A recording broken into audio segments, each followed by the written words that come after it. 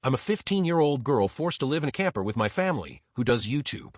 If you love these kinds of videos, consider subscribing. It really helps. Yeah, you heard that right. A camper. Not one of those fancy, decked-out RVs you see influencers living in, either. This is a 20-year-old, rusted-out tin can on wheels that smells like mildew and desperation. And I'm not alone in this nightmare. I share this claustrophobic hellhole with my 2 younger siblings. They're cute, sure, but try sharing a space the size of a walk-in closet with 2 kids who still think fart jokes are peak comedy. It's not exactly the dream life my parents sell to their 500,000 subscribers. The worst part, the camera. It's always on. Always. My parents are obsessed with capturing every single moment of our quirky, adventurous life on the road. They call it the Happy Camper Chronicles, which is ironic because there's nothing happy about living in a shoebox with a family that treats you like a prop. If I don't smile on cue, if I don't act like this is the best life ever, I'm grounded. No phone, no books, no nothing. Just me, the camper, and the sound of my siblings arguing over who gets the top bunk. Today was especially bad. We were filming a fun family breakfast segment, which basically means my mom microwaved some frozen pancakes, and my dad set up the tripod to capture the magic. I was still half asleep, my hair a mess, and I didn't feel like pretending to be thrilled about another day in this rolling prison. So I didn't smile. Big mistake. "Emma, sweetie, you're ruining the shot," my mom said through gritted teeth, her camera smile never wavering. "Can you try to look a little more alive?" I rolled my eyes, which was apparently the wrong move, because my dad immediately stopped filming and turned to me with that look. The one that says, "You're about to lose all your privileges." "Emma, we've talked about this," he said, his voice calm, but with an edge that made my stomach twist. "This channel is how we pay the bills. It's how we put food on the table. If you can't be a team player, then you're going to have to face the consequences." I wanted to scream. I wanted to tell them that this wasn't a life, it was a performance. That I didn't sign up to be their little actress, smiling on command while I slowly lost my mind in this stupid camper. But I didn't, because I knew what would happen if I did. So I forced a smile, my cheeks aching from the effort, and said, "Sorry, Dad. I'll do better." The rest of the shoot was a blur. I smiled and laughed on cue, pretending to be thrilled about the soggy pancakes and the cramped table that barely fit all 5 of us. My siblings, of course, were naturals. They hammed it up for the camera, giggling and making silly faces like they were born for this. Meanwhile, I felt like I was suffocating. When the camera finally stopped rolling, I bolted. I couldn't take another second of pretending. I grabbed my hoodie and slipped out of the camper, ignoring my mom's calls to come back. The campsite was quiet, the kind of quiet that only happens early in the morning when the world is still waking up. I found a spot by the lake, far enough from the camper that I couldn't hear my family, and sat down on a rock, staring at the water. I just wanted to be normal. To live in a house with real walls and a door that locked. To go to school without worrying about whether my classmates had seen the latest video of me pretending to love this life. To have a room of my own where I could cry or scream or just be alone without someone barging in with a camera. But that wasn't my life. My life was a camper, a camera, and a family that cared more about likes and views than they did about me. And as much as I hated it, I didn't know how to change it. The days blurred together in a haze of forced smiles and cramped living. Every morning, I woke up to the sound of my parents whispering about the day's filming schedule, their voices low but urgent. Every night, I fell asleep to the sound of my siblings bickering over who got more blanket space. And in between, there was the constant pressure to perform, to be the perfect, happy family for the camera. It all came to a head one afternoon when my mom announced we were filming a sibling challenge video. The concept was simple. My siblings and I would compete in a series of ridiculous games, like who could eat a cracker the fastest or who could balance a spoon on their nose the longest. The winner would get a special prize, which was probably just a candy bar or something equally lame. I wasn't in the mood. I'd spent the morning trying to do my homework at the tiny fold-out table, while my brother played some obnoxious video game on full volume, and my sister sang the same song over and over again. My nerves were frayed, and the last thing I wanted to do was pretend to have fun for the camera. "Do we have to do this?" I groaned, slamming my math book shut. "I have homework, and I'm not exactly in the mood to be your entertainment." My mom's smile faltered for a split second before she plastered it back on. "Emma, this is important. We've got a sponsorship deal riding on this video, and we need it to be perfect. So yes, we have to do this." I wanted to scream. Instead, I muttered, "Whatever," and dragged myself over to the set, which was just a patch of grass outside the camper with a tripod set up. The filming was a disaster from the start. My brother kept cheating at the games, my sister threw a tantrum when she lost, and I couldn't muster the energy to fake enthusiasm.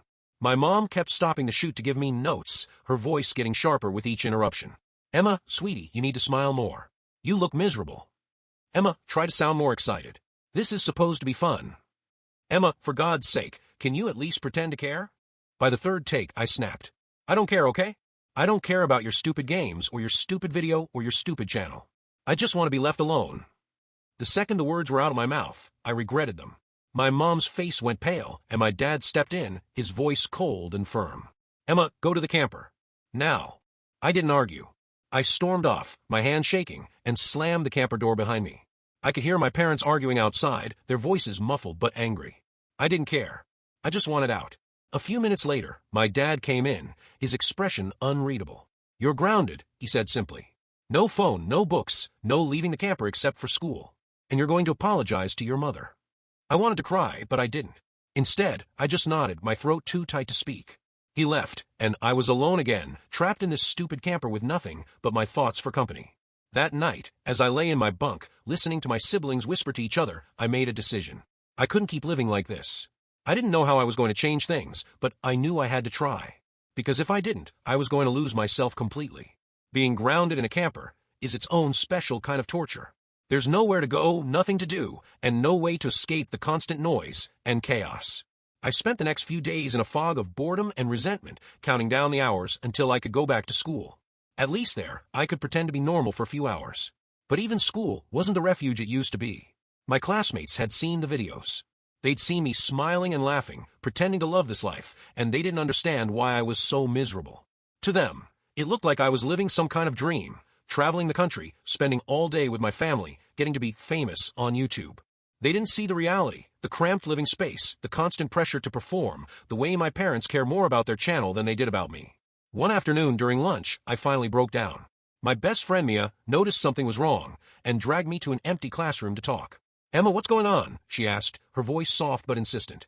You've been acting weird for weeks. And don't tell me it's nothing, because I know you better than that. I hesitated, my eyes filling with tears. I wanted to tell her everything, about the camper, the camera, the way my parents treated me like a prop instead of a person. But I was scared. Scared she wouldn't understand, scared she'd think I was being dramatic, scared she'd tell someone and make things worse. But in the end, I couldn't keep it in anymore. The words spilled out of me in a rush, all the frustration and anger and sadness I'd been holding back for months.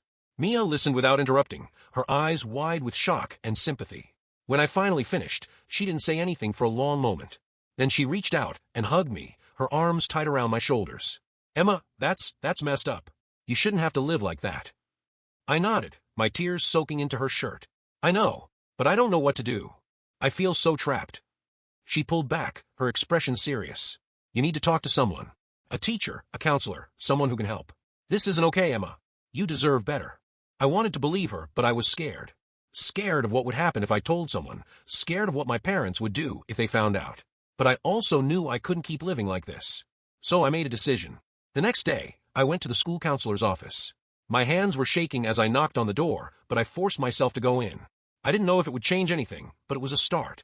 And for the first time in a long time, I felt like I had a little bit of hope. Talking to the school counselor was one of the hardest things I've ever done. I sat in her office, my hands clenched in my lap, and told her everything. About the camper, the camera, the way my parents treated me. About how I felt like I was losing myself, like I didn't even know who I was anymore. She listened without interrupting, her expression calm, but concerned. When I finished, she leaned forward, her voice gentle. Emma, I'm so sorry you've been going through this. You're incredibly brave for speaking up, and I want you to know that you're not alone. We're going to figure this out together, okay? I nodded, my throat too tight to speak. She explained that she would need to report the situation to Child Protective Services, but she assured me that they would work with my family to make sure I was safe and supported. I was scared, terrified actually, but I also felt a sense of relief. For the first time in a long time, I felt like someone was on my side. The next few weeks were a whirlwind. CPS got involved, and my parents were furious.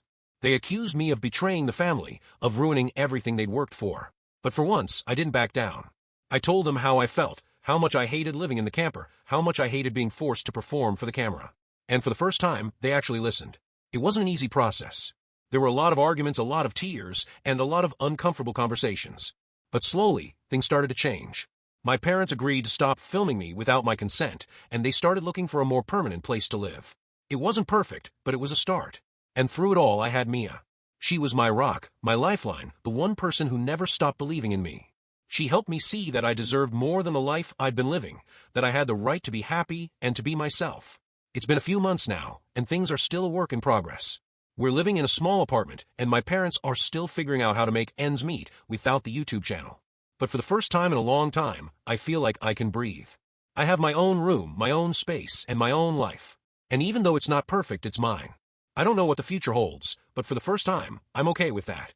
Because I know that no matter what happens, I'm not alone. And that's enough. That's it for today, but the next crazy story is coming soon. Subscribe now and stay ready.